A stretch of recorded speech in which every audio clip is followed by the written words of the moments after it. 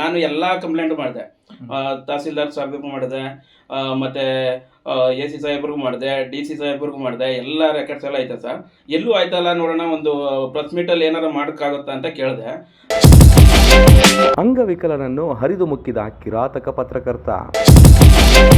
First time 20,000 ಕೊಟ್ಟೆ sir, next 30,000 ಕೊಟ್ಟೆ sir, ಇನ್ನು ಅದ್ರ ನೆಕ್ಸ್ಟು 50,000 ಕೊಟ್ಟೆ ಸರ್. ನಮಸ್ಕಾರ ಸ್ನೇಹಿತರೆ, ಪರ್ವ ಟಿವಿಗೆ ಸ್ವಾಗತ. ನಾನು ಮಾದರಳ್ಳಿ ರಾಜ್. ಸ್ನೇಹಿತರೆ, ಇಬ್ಬರು ಪತ್ರಕರ್ತರು ಹಲಗೂರು ಬಸ್ಸಿನ ಮಾಲೀಕರಾದಂಥ ಜಮೀರುಲ್ಲಾ ಅವರಿಗೆ 80 ಲಕ್ಷ ರೂಪಾಯಿ ಟೋಪಿ ಹಾಕಿದಂಥ ಪ್ರಕರಣ ಸಂಬಂಧಪಟ್ಟಂತೆ ನಾವು ಮೊನ್ನೆ ಅಷ್ಟೇ ವರದಿ ಮಾಡಿದ್ವಿ.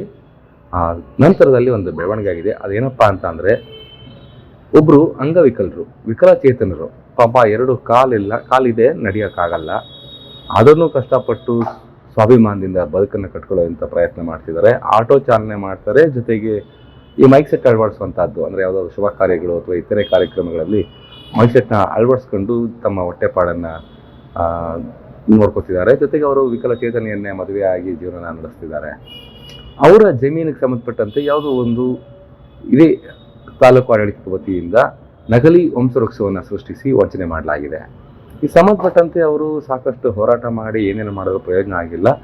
ಈ ನಡುವೆ ಅವ್ರಿಗೆ ಒಬ್ಬರು ಧೀಮಂತ ಪತ್ರಕರ್ತ ಉಮೇಶ್ ಅನ್ನೋರು, ಅಂದರೆ ಏನು ಹಲಗೂರು ಬಸ್ಸಿನ ಮಾಲೀಕರಿಗೆ ಟೋಪಿ ಹಾಕಿದ್ರು, ಅವರೇ ಸಿಕ್ಕಿ ಅವ್ರ ಹತ್ರನೂ ಕೂಡ 1 ಲಕ್ಷ ರೂಪಾಯಿನ ಪೀಕಿದ್ದಾರೆ. ಆ ನೊಂದಂಥ ವ್ಯಕ್ತಿ ಇವತ್ತು ತಮ್ಮ ಹಳಲನ್ನು ನಮ್ಮ ಜೊತೆ ತೋಡ್ಕೊಂಡಿದ್ದಾರೆ. ಅದ್ರ ಬಗ್ಗೆ ಅವರೇ ಮಾತನಾಡ್ತಾರೆ, ಕೇಳಿ. ಬಸವರಾಜು BT ಅಂತ ಸರ್, ಬಾಣಸಮುದ್ರ ಸರ್. ನಮ್ಮ ತಾತನಿಗೆ 2 ಹೆಂಡ್ತಿರು ಸರ್. 2 ಹೆಂಡ್ತಿರಿಗೆ, ಹಿರಿಯ ಹೆಂಡ್ತಿಗೆ ಮಕ್ಳು ಇದ್ದಿರಲಿಲ್ಲ. ಕಿರಿಯ ಹೆಂಡ್ತಿಗೆ ನಮ್ಮ ತಾಯಿ, ನಮ್ಮ ಚಿಕ್ಕಮ್ಮ ಇಬ್ಬರು ಹೆಣ್ಮಕ್ಳು. ಹಾಗಾಗಿ ನಮ್ಮ ತಾತನ ಹೆಸರಲ್ಲಿ ಹಿರಿಯ ಹೆಂಡ್ತಿ ಅಂಕಮ್ಮನ ಹೆಸರಲ್ಲಿ ಇದ್ದದ್ದ ಖಾತೆನ ಅವರು ನಮ್ಮ ಅಂಕಮ್ಮನ ತಮ್ಮದಿರ ಮಕ್ಕಳು ಅವ್ರ ಹೆಸರಿಗೆ ಖಾತೆ ಮಾಡಿಸ್ಕೊಬಿಟ್ಟಿದ್ರು.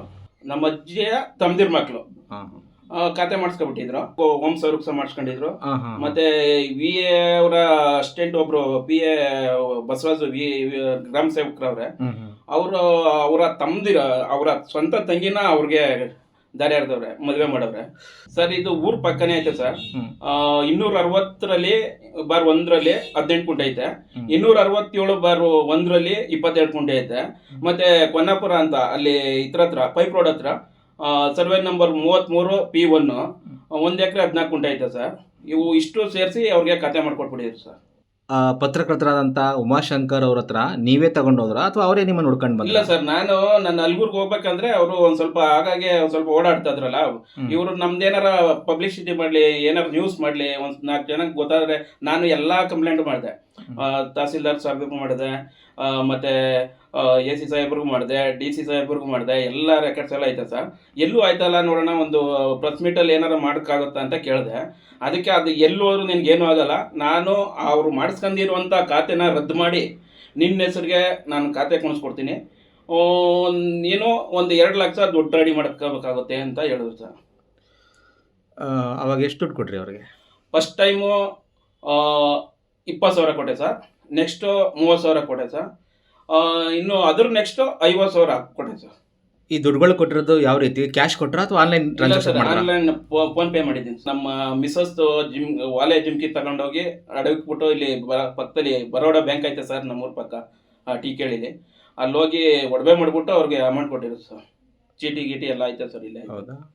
ರವಿ ಸರ್ ಅಂತ ಅಂದ್ಬಿಟ್ಟು, ಕಂಚನಳ್ಳಿ ರವಿ ಅಣ್ಣವರು ಅಂತ ಅಂದ್ಬಿಟ್ಟು ಅಲ್ಲಲ್ಲೇ ನೋಡ್ತಾ ಇದೆ. ಮೊನ್ನೆ ಒಂದು ಎಪಿಸೋಡ್ ನೋಡ್ಬಿಟ್ಟು ಅವ್ರ ನಂಬರ್ ತಗೊಂಡು ನಾನು ಫೋನ್ ಮಾಡಿದೆ, ಹಿಂಗೆ ಹ್ಯಾಂಡಿಕ್ಯಾಪ್ ಇದ್ದೀನಿ ಸರ್, ಹಿಂಗೆ ನನಗೆ ಮೋಸ ಆಗೈತೆ, ಒಂದು ಸ್ವಲ್ಪ ಇದು ಮಾಡಿಕೊಡಿ ಅಂತ. ಅವರು ಮಂಡ್ಯ ಕರ್ಕೋಗ್ಬಿಟ್ಟು SP ಸಾಹೇಬ್ರಿಗೆ ಟಪಾಲ್ ಮೂಲಕ ದೂರು ಕೊಟ್ಟಿದ್ದಾರೆ ಸರ್. ಮತ್ತೆ ಈ ನೆಕ್ಸ್ಟ್ ಏನಾಗುತ್ತೆ ಅಂತ ಕಾಯ್ಬೇಕು ಸರ್. ಸರ್ ಇನ್ನು ಕೊನೆಯದಾಗಿ ಏನಪ್ಪ ನಾನು ಕೇಳ್ಬೋದು ಅಂದರೆ ಸರ್, ನಾನು 2 ಕಾಲಿಲ್ಲ ಸರ್ ಹ್ಯಾಂಡಿಕ್ಯಾಪ್ಟು, ನಮ್ಮ ಮಿಸ್ಸಸ್ಸು ಸುಧಾ ಹ್ಯಾಂಡಿಕ್ಯಾಪ್ಟು, ನಮ್ಗೆ 2 ಗಂಡು ಮಕ್ಳು ಅವ್ರೆ. ನಮಗೆ ಸಿಕ್ಕಾಪಟ್ಟೆ ತೊಂದರೆಯಲ್ಲಿದ್ದೀನಿ. ಉಮೇಶ್ ಅಣ್ಣನಿಗೆ ನಾನು ಏನಪ್ಪ ಕೇಳ್ಕೋದು ಅಂದರೆ, ದಯವಿಟ್ಟು ನಾನು ಈಸ್ಕೊಂಡಿರುವಂಥ ದುಡ್ಡನ್ನ ವಾಪಸ್ ಕೊಟ್ಬಿಡೋಣ, ನೀ ಏನು ಮಾಡಿಸ್ಬೇಡ, ನಾನೆಲ್ಲ ರೆಡಿ ಮಾಡಿಸ್ಕೊತೀನಿ, ದಯವಿಟ್ಟು ಇದೊಂದು ಕೇಳ್ಕೊತೀನಿ ಉಮೇಶ್ ಅಣ್ಣ, ಪ್ಲೀಸ್ ಅಣ್ಣ. ಕೇಳಿದ್ರಲ್ಲ. ಅಲ್ಲ ಸ್ನೇಹಿತರೆ, ಸರ್ಕಾರಿ ನೌಕರರು ಅಂತ ಹೆಸರು ಹೇಳ್ಕೊಂಡು ವಂಚನೆ ಮಾಡ್ತಾರೆ, ಪತ್ರಕರ್ತರು ಅಂತ ಹೇಳ್ಕೊಂಡು ವಂಚನೆ ಮಾಡ್ತಾರೆ. ಇಂಥವ್ರಿಗೆಲ್ಲ ಪೊಲೀಸರು ತಕ್ಷಣ ಒಂದು ದೂರು ಬಂದ ತಕ್ಷಣ ಒಂದು ದೂರನ್ನು ದಾಖಲಿಸಿ, FIR ದಾಖಲಿಸಿ ಅವ್ರ ವಿರುದ್ಧ ಕ್ರಮ ತಗೊಳ್ಳೋದ್ರ ಬದಲು ಅವ್ರ ಪರವಾಗಿ ಬ್ಯಾಟಿಂಗ್ ಮಾಡುವಂಥದ್ದು, ಅಥವಾ ಇನ್ನೊಂದೇನೋ ಮಾಡುವಂಥದ್ದು, ಅವ್ರನ್ನ ಸೇಫ್ ಮಾಡಲಿಕ್ಕೆ ಪ್ರಯತ್ನ ಪಡುವಂಥ ಪ್ರಕ್ರಿಯೆಗಳು ನಡೀತಾ ಹೋದರೆ ಜನ ಯಾರ ಹತ್ರ ಹೋಗ್ಬೇಕು? ಫೈನಲ್ ಆಗಿ ಜನ ನಂಬ್ತಿದ್ದದ್ದು ಒಂದಷ್ಟು ಪತ್ರಕರ್ತರನ್ನ, ಪತ್ರಿಕಾ ರಂಗದಿಂದ ಮಾತ್ರ ನಮ್ಗೆ ಏನಾದ್ರು ನ್ಯಾಯ ಸಿಗಬಹುದು ಅನ್ನೋ ಒಂದು ಭರವಸೆ ಜನರಲ್ಲಿ ಇವಾಗಲೂ ಒಂದಷ್ಟು ಜನರಲ್ಲಿದೆ. ಅದಕ್ಕೂ ಇಂಥ ಕಿಡಿಗೇಡಿ ನನ್ನ ಮಕ್ಕಳು, ಇಂಥ ಕಿತಾಪತಿ ಪತ್ರಕರ್ತರು, ಲೋಫರ್ಗಳು ನಿಂತ್ಕೊಂಡು ಈ ರೀತಿ ಪತ್ರಕರ್ತರು ಎಲ್ಲರೂ ತಲೆ ತೆಗೆಸುವಂಥ ಕೆಲಸವನ್ನು ಮಾಡ್ತಿದ್ದಾರೆ. ಈ ಸಂಬಂಧಪಟ್ಟಂತೆ ಪತ್ರಕರ್ತರ ಸಂಘ ಕೂಡ ಯೋಚನೆ ಮಾಡಬೇಕಾಗತ್ತೆ. ನಿಜವಾದ ಪತ್ರಕರ್ತರು ಯಾರು, ಇಂಥ ಟೋಪಿ ವಾಲಗಳು ಯಾರು ಅನ್ನೋದ್ರ ಬಗ್ಗೆ ಒಂದಷ್ಟು ಯೋಚನೆ ಮಾಡಿ ಸದಸ್ಯತ್ವವನ್ನು ಕೊಡಬೇಕು. ಎಂತೆಂಥವ್ರನ್ನೋ ಸಿಕ್ತವ್ರನ್ನೆಲ್ಲ ಪಾನಿಪುರಿ ಮಾಡೋರು, ಗೋಬಿ ಮಂಜೂರಿ ಮಾಡೋರು, ಇಂಥ ಟೋಪಿ ವಾಲಗಳಿಗೆಲ್ಲ ಸದಸ್ಯತ್ವ ಕೊಟ್ಟು ಪತ್ರಿಕಾ ರಂಗದ ಮಾನ ಹರಾಜು ಹಾಕೋದ್ರ ಬದಲು ಪತ್ರಿಕಾ ರಂಗದ ಮರ್ಯಾದೆ ಉಳಿಸುವಂಥ, ಗೌರವ ಉಳಿಸುವಂಥ, ಘನತೆ ಉಳಿಸುವಂಥ ಕೆಲಸವನ್ನು ಮಾಡಬೇಕಾದಂಥ ಅನಿವಾರ್ಯತೆ ಎದುರಾಗಿದೆ. ಆ ನಿಟ್ಟಿನಲ್ಲಿ ಪತ್ರಕರ್ತರ ಸಂಘ, ಎಲ್ಲ ಪತ್ರಕರ್ತರ ಸಂಘಗಳು, ಎಷ್ಟೆಷ್ಟು ಸಂಘಗಳಿದೆ, ಎಲ್ಲರೂ ಕೂಡ ಆ ನಿಟ್ಟಿನಲ್ಲಿ ದಯವಿಟ್ಟು ಹೆಜ್ಜೆಯನ್ನು ಇಡಬೇಕು ಅಂತೇಳಿ ಮನವಿ ಮಾಡ್ಕೋತೀನಿ. ಜೊತೆಗೆ ಏನು ಈ ಬಸವರಾಜು ವಿಕಲಚೇತನ ಅವರಿಗೆ ಅನ್ಯಾಯ ಮಾಡಿದ್ದಾನೆ ಉಮೇಶ್, ಆತನಿಂದ ಹಣವನ್ನು ವಾಪಸ್ ಕೊಡಿಸಬೇಕು, ಮಾತ್ರ ಅಲ್ಲ ಆತನ ವಿರುದ್ಧ ಒಂದು ಕ್ರಿಮಿನಲ್ ಪ್ರಕರಣ ದಾಖಲಿಸಿ ಇನ್ನು ಎಷ್ಟೆಷ್ಟು ಜನರ ಹತ್ರ ಈ ರೀತಿ ಆತ ಲೂಟಿ ಮಾಡಿದ್ದಾನೆ, ವಂಚನೆ ಮಾಡಿದ್ದಾನೆ ಅನ್ನೋದನ್ನು ತನಿಖೆ ಮಾಡಿ ಸೂಕ್ತವಾದ ಕ್ರಮ ತಗೊಂಡು ಮುಂದೆ ಯಾವುದೇ ಪತ್ರಕರ್ತರು ಇಂಥ ಒಂದು ಗೋಲ್ಮಾಲ್ ಕೆಲಸ, ಟೋಪಿ ಹಾಕೋ ಕೆಲಸ ಮಾಡದೇ ರೀತಿಯಲ್ಲಿ ಎಚ್ಚರಿಕೆಯನ್ನು ಮೂಡಿಸ್ಬೇಕು ಅಂತೇಳಿ ಪರ್ವ ಟಿವಿ ಎಲ್ಲ ಜನರ ಪರವಾಗಿ ಮನವಿ ಮಾಡ್ಕೊಳ್ಳುತ್ತೆ. ನಮಸ್ಕಾರ.